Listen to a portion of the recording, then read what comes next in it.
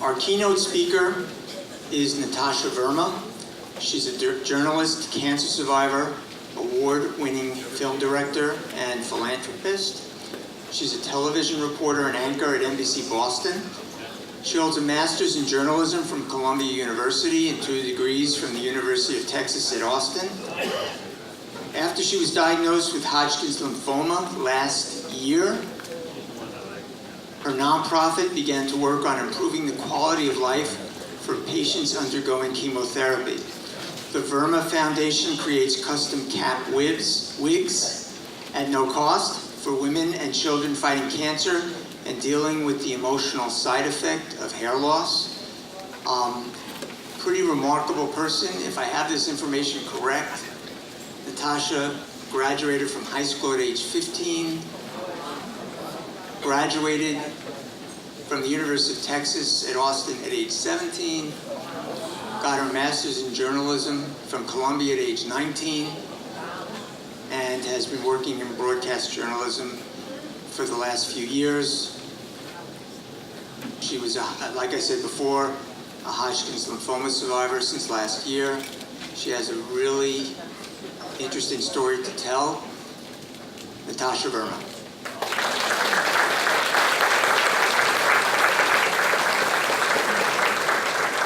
Hi, everybody. Thank you so much, Jay, for that, impressive thank you for your introduction.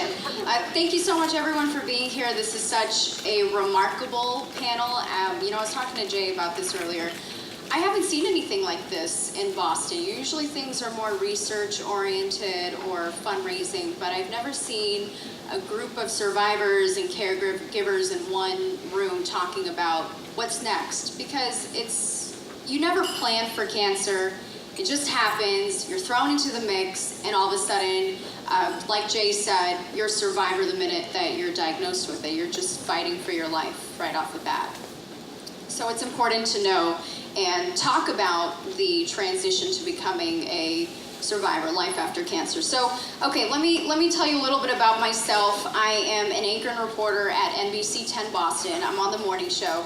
And like Jay said, most recently a cancer survivor. So 10 months ago, I was diagnosed with stage 2 Hodgkin's lymphoma. I'm 24 years old. At the time, I was 23. And I work the early morning show at NBC, which means my alarm clock goes off at 2:30 in the morning. So it's not your typical job. One of the mornings I woke up and honestly, out of the blue, it was in August, I woke up 2:30 a.m. and I felt a shooting pain down the left side of my arm. I didn't think anything of it until I sat up on my bed and I was feeling around that area and I found a lump. Like, that's a little weird.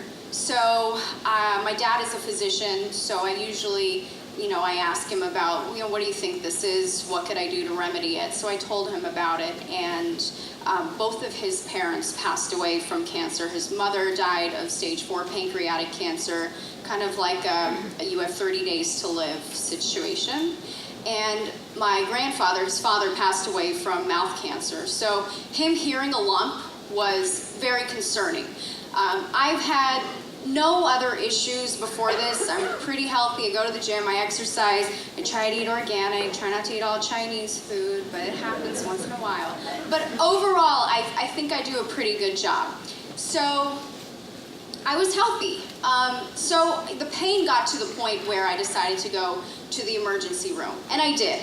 I saw a physician there, and I remember her feeling around. She's like, okay, that lump moved, so that's a good sign.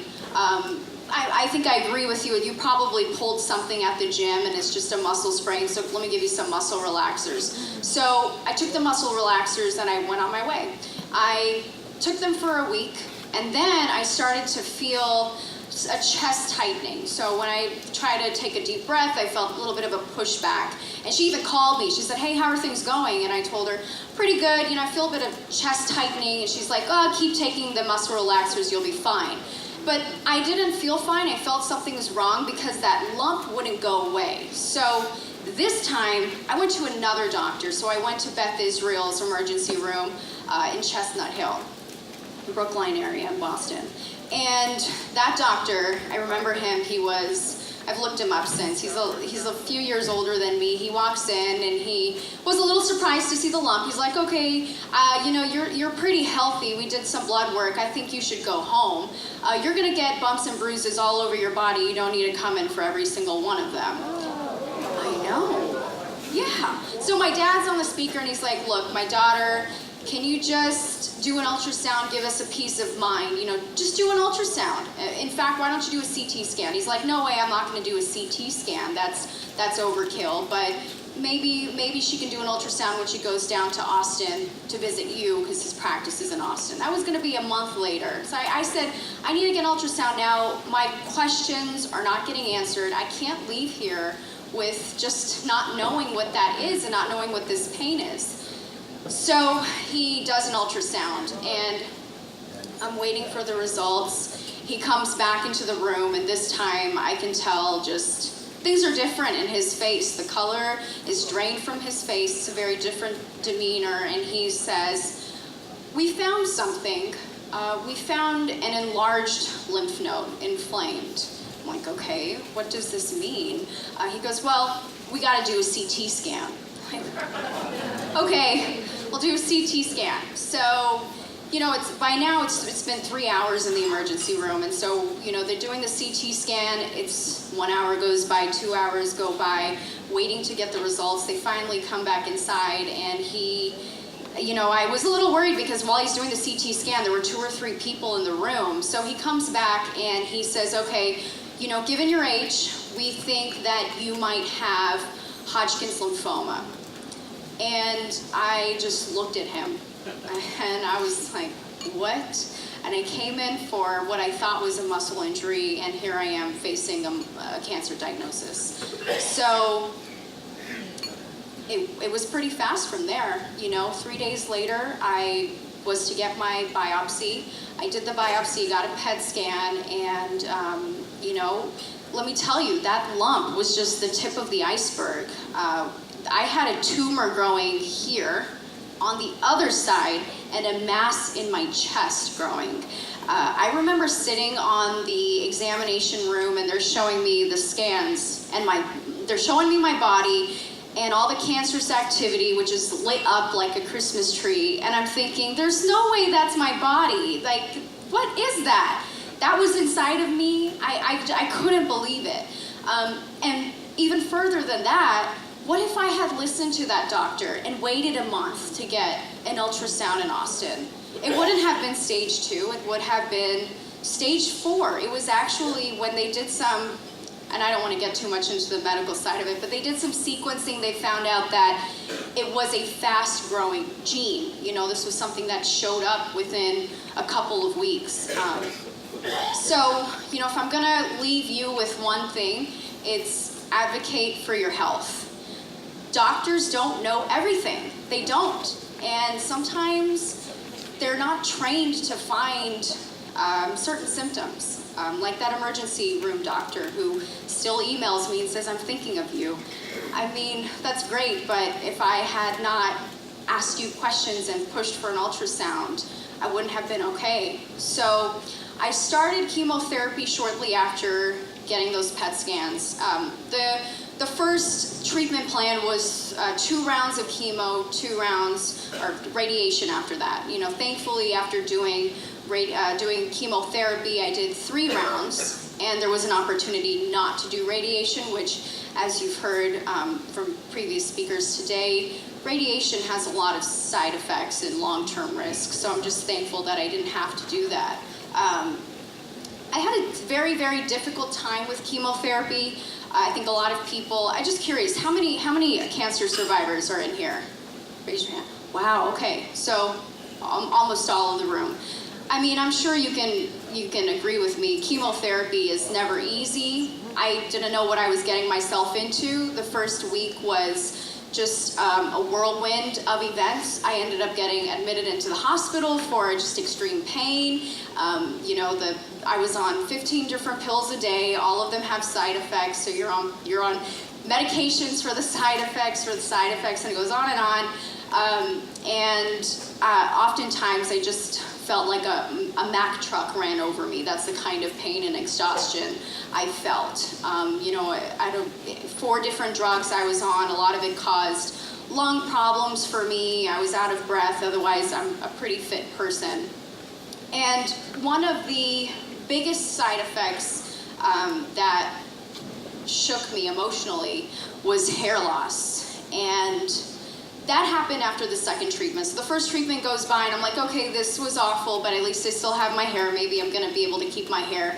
And then second treatment hit, and like clockwork, the day after chemo, I remember, you know, waking up, my dad was in town, and we find just a lot of hair on the bed, a lot of hair on the chairs, and I'm like, this is weird. And I start combing my hair, and just like that, chunks start coming out painlessly, which was horrifying to see. And before I knew it, I was just taken out, and I had long hair. It was like almost my waist, right? And so I just remember just chunks were just coming out, fistfuls of hair were being thrown in the trash. And that was the first time that it hit me. I have cancer. This is killing me. That's what it is. It's killing your fast-growing cells. It's the first sign that you actually see it physically. You know, I could deal with the pain, but then to see this, you know, and it may seem very, very superficial hair. You know, it may seem trivial, but it's not. It's sometimes, a lot of women will say that it is a part of our identity. We straighten it one day, we curl it. The way you change it is who you are. So for me, my identity was stolen by cancer. So not only did it rob me of my everyday life, because my life only became about fighting cancer. It was doctor's appointments, what I can't eat, what I can eat, where I can go, which I didn't go anywhere because my immune system was shot, and then now it was the hair. So I decided not to shave my head, which was a big decision because I know a lot of women have shaving parties, and sometimes that's a great way to cope. But for me, I couldn't bring myself to do that. I had maybe like 4 pieces of hair, the few strands that were true to me and stuck on, and I would just throw a baseball cap on, and that's how I would leave. And sometimes I was so ashamed to leave, I just felt like people would know I was sick. So I put a baseball cap on, and I always felt like that was the best way. I did end up buying a synthetic wig, and it was so itchy, and I hated it. I hated the way it looked. The hairline did not look like me. It was too poofy, and I just came to a point where I put a baseball cap on that too, but it was so itchy underneath. I know, and it's difficult because sometimes you'll go to these stores and they'll just throw a wig on your head, and they're like, you look great. You should try blonde hair now. Like, no, I want to look like the way that I look like. So towards the end of my treatment, I decided to make cap wigs under a foundation that I already had in 2013 called the Verma Foundation. And it's a family-run foundation, my family, but towards the end of my chemo, I decided I don't want women to feel this way. You know, I was ashamed to leave the house. There were days, so I had chemo every 2 weeks, so there were 10 days of very bad days, and then there were 2 days that were really good. But I would look in the mirror, and I couldn't recognize a person looking back. I had pale, like sickly skin, bags under my eyes, I was bald, I looked sick. I would even stop looking at my reflection after a while. And because I looked sick, I felt sick. Even though those 2 days were good days, I felt healthy. There was a great disconnect, and my hope and my confidence was totally shot. And I sometimes became very depressed, just didn't even feel like doing anything that day. What was the point? And I don't want women or children to feel that way, so this is why I created a program called Put a Cap on Cancer, and what we do is we make caps with hair attached. If you can see this, it's a cap wig. And we give it for free to women and children fighting cancer. And it's 100% human hair. It's not synthetic, so you can comb it, you can curl it, you can wash it, you can go about your daily life as if you had hair, and let this be kind of the last thing on your mind, because when you're fighting cancer, and all of you know this, you need every ounce of strength. And oftentimes I was too caught up in worrying about my appearance that it took away from that fight. And, you know, whether you believe it or not, there is a connection between mind and body. The way you feel is how you're gonna fight. And the other thing too I should mention, on the inside of the caps is a protective lining that's super soft, so itchy scalps are no more. They'll be nice and soft. So this is available in cotton and velvet, and then the Patriots got on board. They donated a bunch of Patriots caps. So we make Patriots cap wigs, and then the Dallas Cowboys, I'm from Texas, they got on board and they do the same thing as well. I don't know, do we have any photos? I haven't even been checking this. Okay, so this is my boyfriend Gary up here, and so he oftentimes would come with me during the chemo treatments, which were hours and hours long to let the drugs drip, and we would play gin. Yeah, so we play a lot of gin. So I was actually treated at Beth Israel and Fenway, which was amazing. I mean, I can't say enough for my oncology team. And even though the doctors initially misdiagnosed me at Beth Israel, I really loved my oncologist, and I decided to stick with that team because she was funny, she made me laugh, and she answered all my questions and went above and beyond to make me feel comfortable. So I continued treatment with them, and I still am with them. And, you know, not to make any light of cancer, but if you're gonna get it, you might as well get it in Boston. With the medicine that we have here, it's incredible, and the research that they've got going on. I mean, just a side note, she's doing research, leukemia and lymphoma, to eradicate the side effects of chemotherapy, so hair loss wouldn't even be a thing, using immunotherapy, so using your own genes or your own cells to fight. What's the next photo? Let's take a look at that. So this is what I look like. I had no hair. This was after my second treatment. You know, I made the most of it. My eyebrows fell out, my eyelashes fell out. It was very difficult. And also, so I work at NBC Boston. 2 months before I got diagnosed, a meteorologist there, she got diagnosed with breast cancer the day after she found out she was pregnant. Insane. The good news is the baby was born. Grace, she's doing well. She's named Saving Grace. And Mother is doing well. She actually is back on TV, just like me, as of earlier this week. So there is definitely hope after fighting. And we were going through treatment the same time. I remember thinking, oh my gosh, that's my biggest nightmare, is getting diagnosed while on TV, like just losing all of this and having to take a break. I was off air for 7 months. And NBC was very understanding, and they were wonderful and very, very supportive. And so with Jacqueline Bennett, I don't know if you've heard of her meteorologist, Jacqueline Bennett, we were just texting each other back and forth, taking selfies of our hairless faces and just getting support with each other. I needed someone who knew what I was going through to support me, and she will always be a sister to me. So that is what I was before. This is what I am with the cap wig on, to show you, you know, you can continue living your everyday life even going through treatment. Do you want to progress to the next slide? This is Jada. So she is wearing one of our children's cap wigs.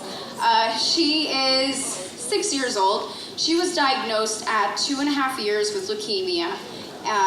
She's being treated at Mass Gen. So her story is just awful. She is doing well right now, but 2.5 years old, she was diagnosed, cancer-free for 14 months, and then last May, diagnosed with a new cancer again. So she grew all her hair for 1.5 years, and now she has to cut it again. So this cap wig offers, you know, support for them. You know, cap wig is more than just a cap wig. It's you can fight, you can have fun with this. She got to pick out the color of her hat, she got to pick out the color of her hair, and she braids it, her mom braids it, and she looks wonderful. We've also got, if you can go to the next slide, we've got Diane, who is at Tufts Medical, and she is fighting non-Hodgkin's lymphoma. She's got the Patriots cap wig on as well, which was donated by Duron Harmon and the McCourty twins. So she's doing really well now. She actually came on the show for NBC. The next slide is going to show you Lucia, who's out in the Children's Hospital in Philly.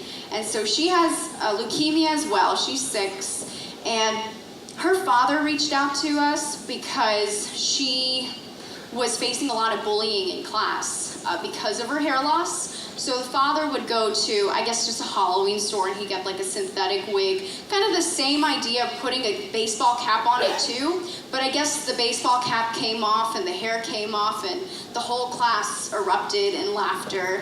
And it's awful. And he cut her hair, and because it's not growing back because of her treatment, she believes because he cut the hair that he's the reason why the hair's not growing back. They're children. They don't understand what's happening. To them, it's why isn't my hair growing back? So if you go to the next slide, this is what she looks like with the cap wig on. She loves it. She's so cute. She got to pick out her own hair. She picked out her own cap. You know, and I, you know, I'm not just showing these photos to you to say like, oh, what we're doing works. It's to tell you that this was how I coped as well. This was how I gave back, and this is how this gives me life, basically, to see this and to say, you know, I know what she went through, and I know what Diane went through. And by giving the cap wig, it's saying, forget the hairline, you put it on, and you look great. You're ready to just go. You can curl your hair however you want. You can get the color you like. And that made my transition to getting back to my daily life, getting back to work much easier by just giving back and doing something productive for the community.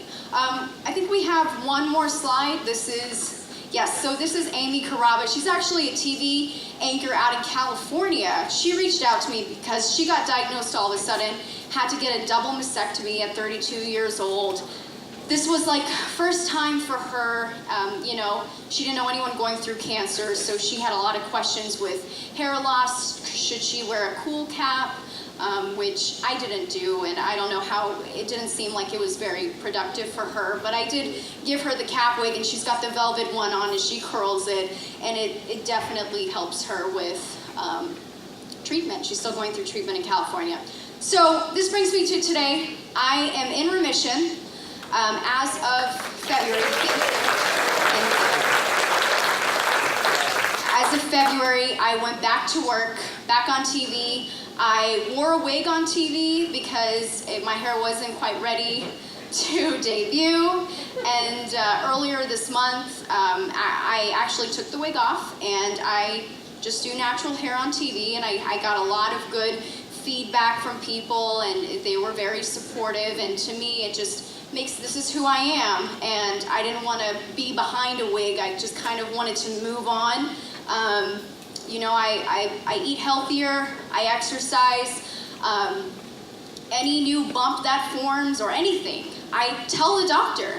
Even if it's a small thing, I tell the doctor, because now as a cancer survivor, I'm much more vigilant and aware of what's going on with my body, and you know, I don't want to have any kind of reoccurrence. So that's my story. Thank you so much for listening, and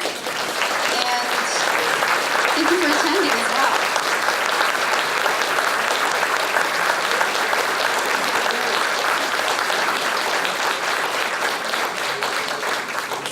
I think Jay wanted me to open it up to questions, so if you guys have any questions, feel free to shoot them my way about maybe my journey, you know, what life has been like after cancer, or about the foundation. Yes? Is there a website where you can find it? Yes, the website is vermafoundation.org. And you can see everything we do there. We even have, you know, a list of women and children who need a cap wig, and, you know, you can donate towards giving them a cap wig, or make a general donation, and it is a 501c3 nonprofit, so all donations are tax deductible. Yes? So I am also a cancer survivor. I just finished the Okay. Congratulations, chemo. I went up after our little break and talked to the panel about how cancer survivorship plans for younger people differ from older people, and I was wondering how your experience is right now. I never got a plan. Yeah, I never really got a plan. It was kind of like, it's your last day of chemo, go visit the radiologist. Radiologist determined that I didn't need radiation, and she gave me, I had some iron deficiencies. She gave me a list of things that I need to eat, a lot of breakfast cereal. So I did that for a month. I was anemic at the time. And then after that, they did blood work. Everything looked good. And then moving forward, I didn't really have a plan. I was just more vigilant and aware of my body. Like I noticed that I had a little bit of a bump here. So I went in and I got an ultrasound, and it wasn't anything but, I was still on some antibiotics for that. And I still have, like, if you can see it, just some scars from the bleomycin, which are still there on my legs as well. And that's just something that over time will fade. And mentally, I've had to tell myself that, you know what, those scars tell a story. It tells you that you're just a fighter and you survived something. But as far as like a physical or a mental plan, health plan, I really didn't have anything, but I do have a team available for any questions. And I'm not afraid to ask questions about anything. I don't feel like I'm bothering the doctor. That's their job.